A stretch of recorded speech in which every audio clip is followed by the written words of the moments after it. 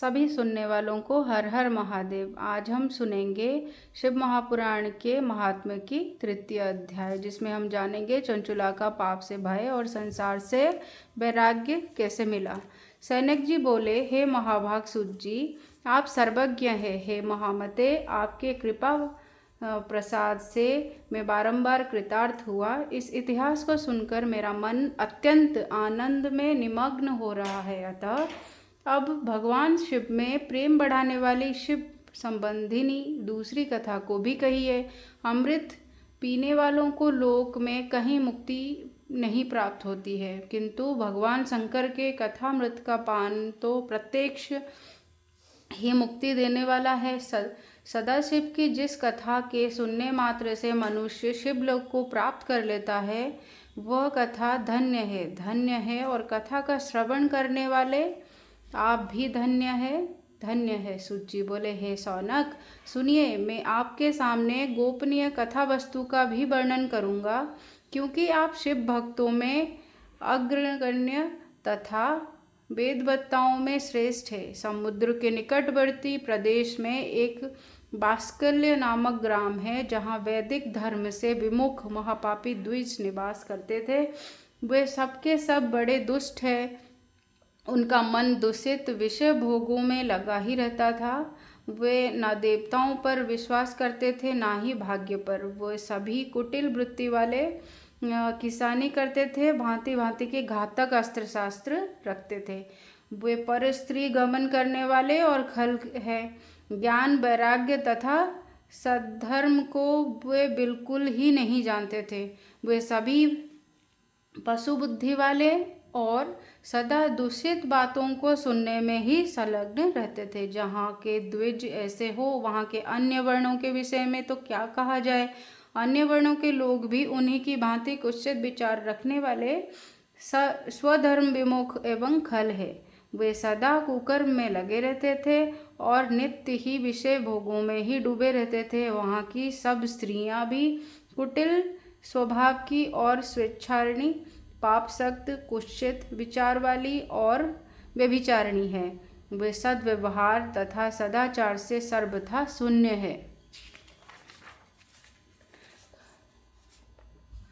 कुजनों से निवास स्थान उस बास्कल्य नामक ग्राम से किसी समय एक बिंदुक नामधारी ब्राह्मण रहता था। वह बड़ा अधम था, बहुत दुरात्मा महापापी था। यद्यपि उसकी स्त्री बड़ी ही सुंदर थी, तो भी वो कुमार्ग पर चलता रहता था। काम वासना से कलुषित चित्त वो वेश्यागामी था। उसकी पत्नी का नाम चंचुला था। वह सदा उत्तम धर्म के पालन में ही लगी रहती थी, तो भी उसे छोड़कर वो दुष्ट ब्राह्मण कामासक्त होकर वैश्यागामी हो गया।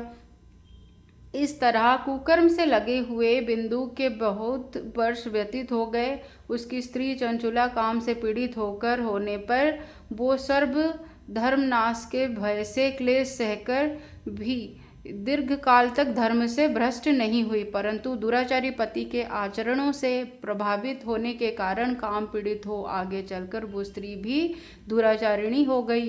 भ्रष्ट चरित्र वाली वो कुमार्गामिनी अपने पति की दुष्ट दृष्टि बचाकर रात्रि में चोरे छिपे अन्य पापी जार पुरुष के साथ रमण करने लगी। हे मुने, एक बार उस ब्राह्मण ने अपनी उस दुराचारिणी पत्नी चंचुला को कामसक्त हो पर पुरुष के साथ रात्रि में संसर्गरत देख लिया। उस दुष्ट तथा दुराचार में आसक्त मन वाली पत्नी को रात में परपुरुष के साथ व्यभिचारित देखकर वो क्रोधपूर्वक बेग से दौड़कर आ गया। उस दुष्ट बिंदु के घर में आया जानकर वह कपटी व्यभिचारी तेजी से भाग गया। तब वह दुष्टात्मा बिंदुक अपनी पत्नी को पकड़कर डांटता हुआ मुक्कों से बार बार पीटने लगा।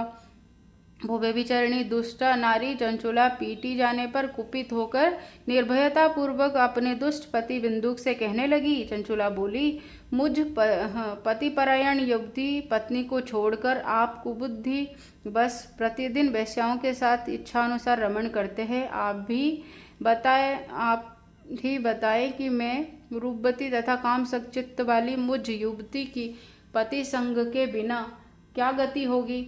मैं अत्यंत सुंदर हूँ तथा नव यौवन से उत्तम हूँ। आपके संसर्ग के बिना व्यथित चित्त वाली मैं काम जन्य दुख को कैसे सह सकती हूँ। सुत जी बोले, उस स्त्री के इस प्रकार कहने पर वो मूढ़ बुद्धि मूर्ख ब्राह्मण धाम स्वधर्म विमुख दुष्ट पापी बिंदुक कहने लगा। बिंदुक बोला, काम से व्याकुलचित होकर तुमने ये सत्य ही कहा है। हे प्रिय, तुम भय त्याग दो, मैं तो तुमसे हित की ही बात कहता हूँ, उसे सुनो।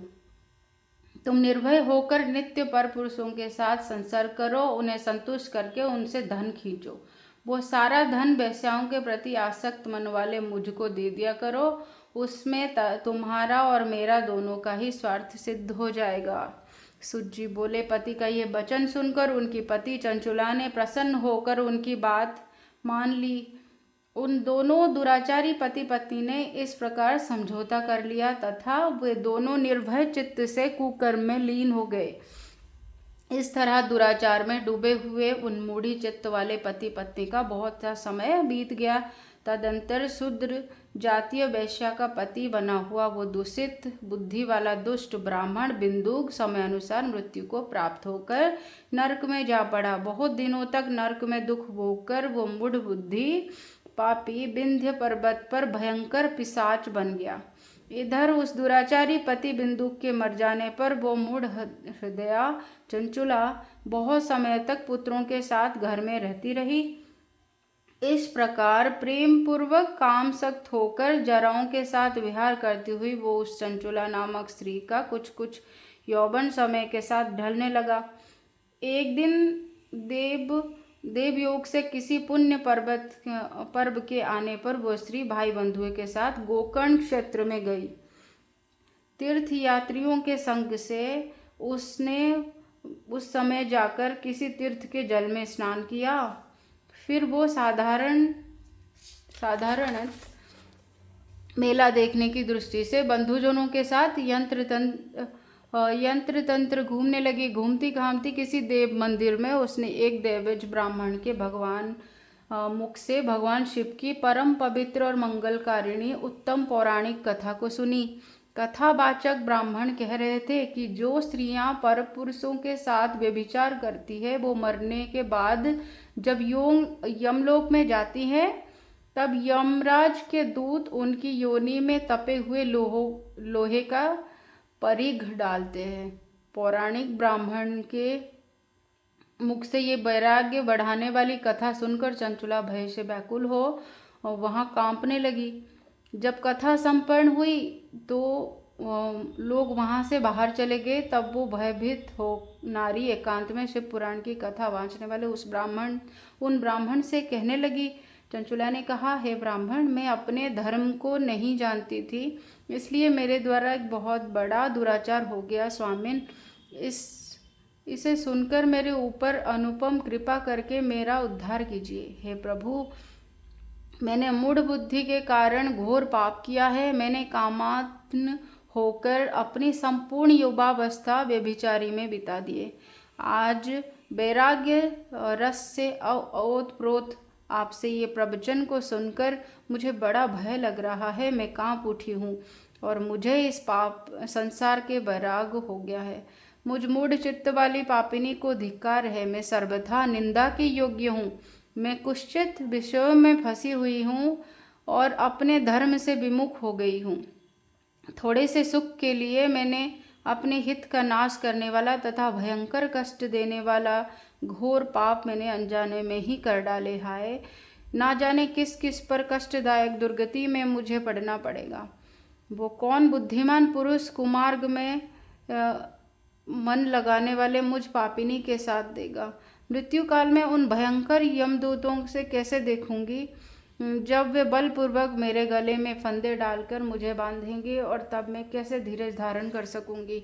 नरक में जब मेरे शरीर के टुकड़े टुकड़े किए जाएंगे, उस समय विशेष दुख देने वाली उस महायातना को मैं कैसे सह सकती हूँ।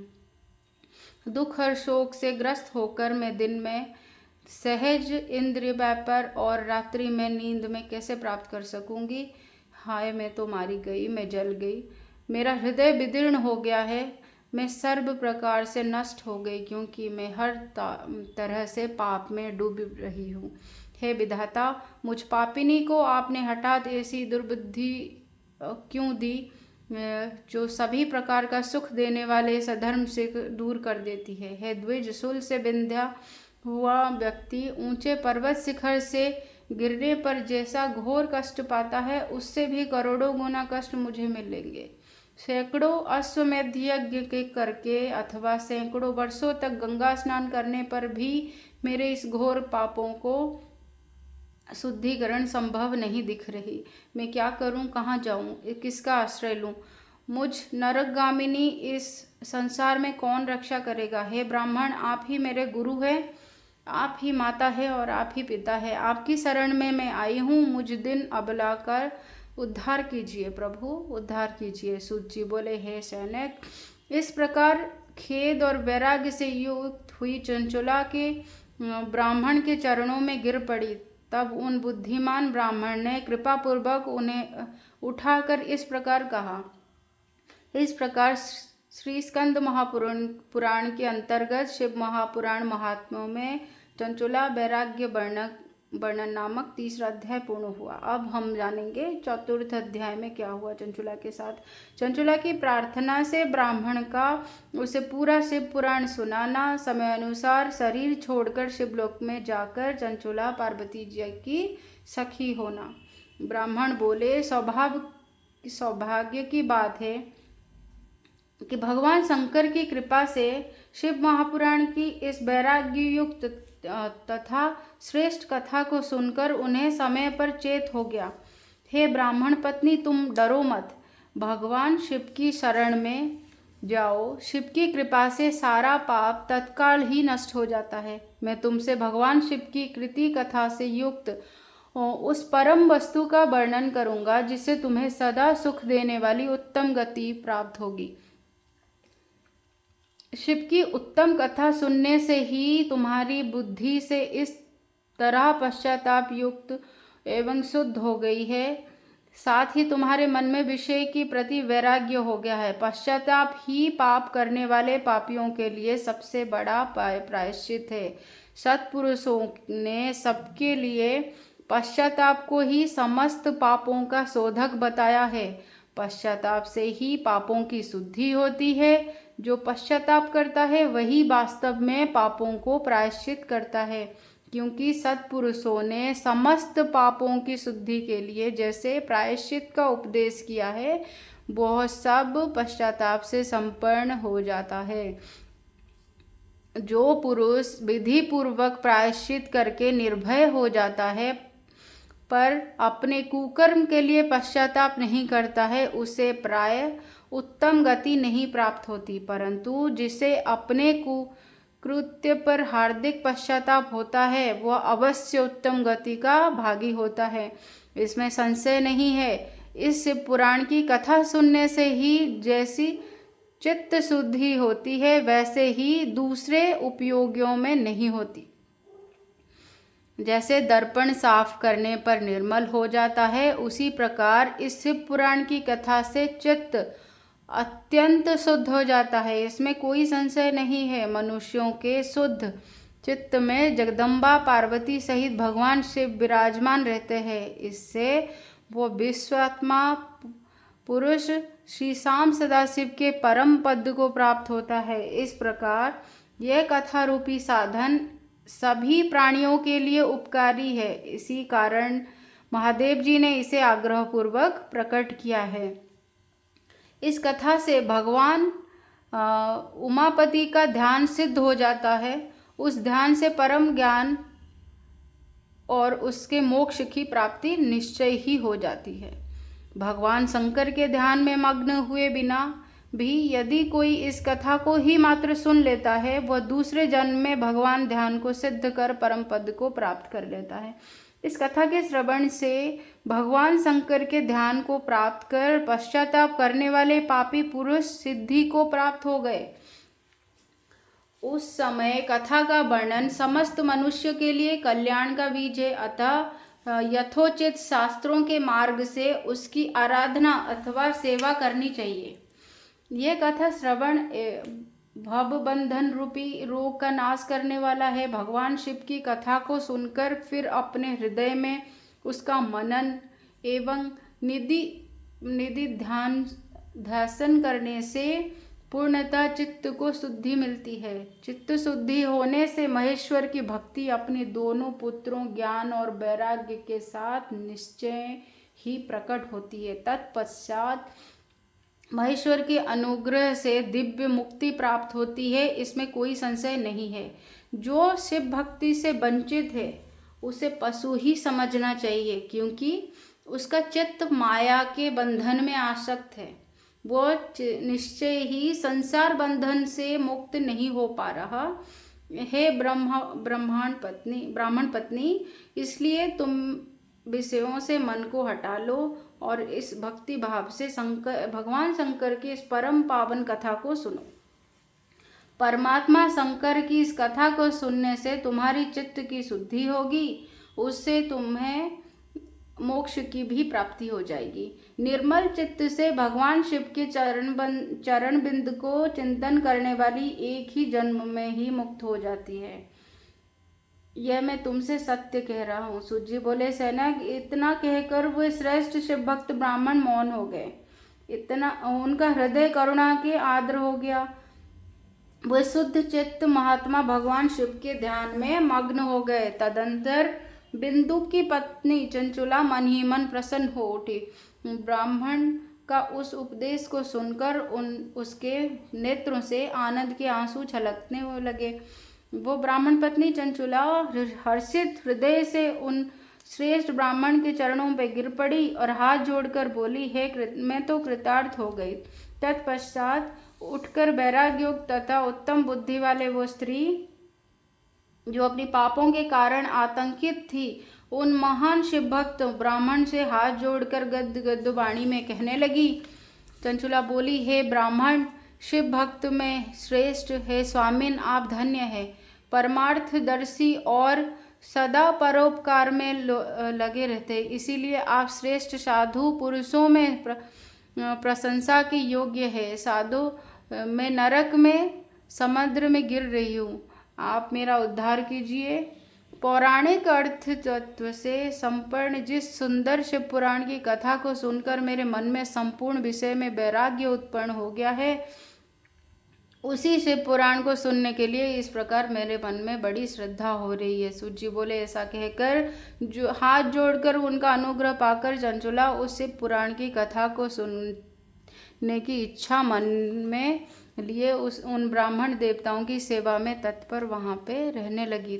तदंतर शिव भक्तों में श्रेष्ठ और शुद्ध बुद्धि वाले उन ब्राह्मण देवता ने उसी स्थान पर उस स्त्री को शिव पुराण की उत्तम कथा को सुनाई। उस प्रकार उस गोकर्ण नामक महाक्षेत्र की उन्हीं श्रेष्ठ ब्राह्मण से उसने शिव पुराण की वो परम उत्तम कथा को सुनी, जो भक्ति, ज्ञान और वैराग्य को बढ़ाने वाली तथा मुक्ति देने वाली है। उस परम उत्तम कथा को सुनकर वो ब्राह्मण पत्नी अत्यंत कृतार्थ हो गई। उन सद्गुरुओं की कृपा से उनका चित्त शीघ्र ही शुद्ध हो गया। भगवान शिव के अनुग्रह से उनके हृदय में शिव के सद्गुणों रूप का चिंतन होने लगा। इस प्रकार सद्गुरु का आश्रय लेकर उसने भगवान शिव में लगी रहने वाली उत्तम बुद्धि को पाकर शिव के सदा सच्चिदानंदमय स्वरूप का बारंबार चिंतन करने लगी।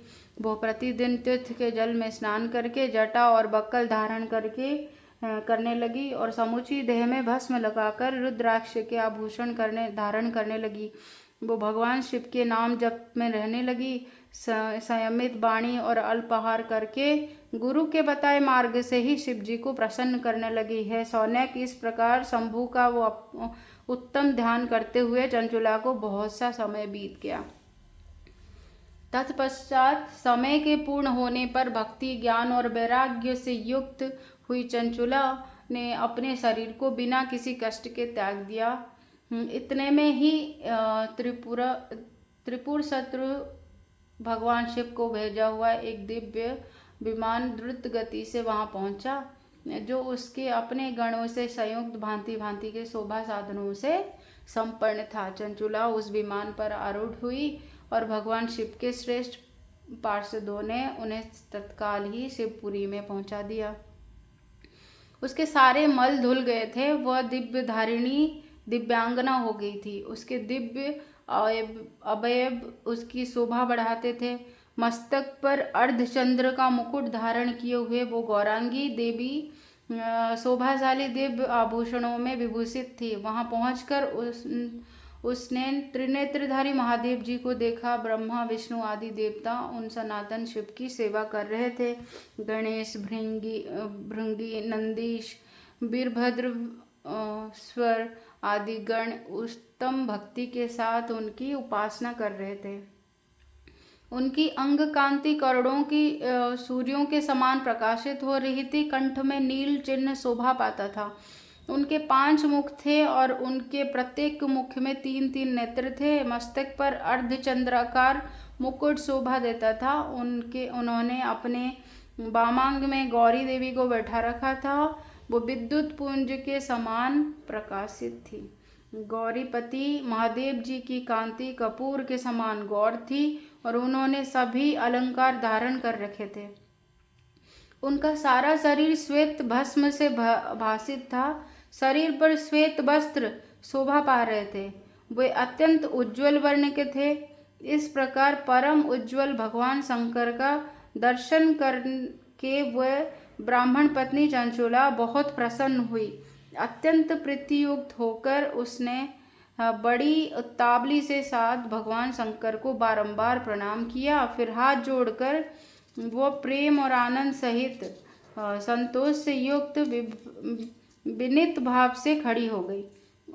उसके नेत्र से आनंद अश्रुओं की अविरल धारा बहने लगी तथा संपूर्ण शरीर में रोमांच हो गया। उस समय भगवती पार्वती और भगवान शंकर ने उसे बड़ी करुणा के साथ आपसे पास बुलाया और सौम्य दृष्टि से उनकी ओर देखा। पार्वती जी तो दिव्य धारिणी बिंदु प्रिया चंचुला को प्रेम पूर्वक अपनी सखी बना लिया। वो उस परमानंद धन ज्योति स्वरूप सनातन धाम में अविचल निवास पाकर दिव्य सांख्य से संपन्न हो अक्षय सुख का अनुभव करने लगी। इस प्रकार श्री स्कंद महापुराण के अंतर्गत श्री शिव महापुराण महात्म्य में चंचुला के गति वर्णन नामक 4था अध्याय पूर्ण हुआ। मेरे इस चैनल को लाइक शेयर सब्सक्राइब कीजिए ताकि आपको सारे अध्याय मेरे द्वारा प्राप्त हो और आप सुने। हर हर महादेव। धन्यवाद आप सबको।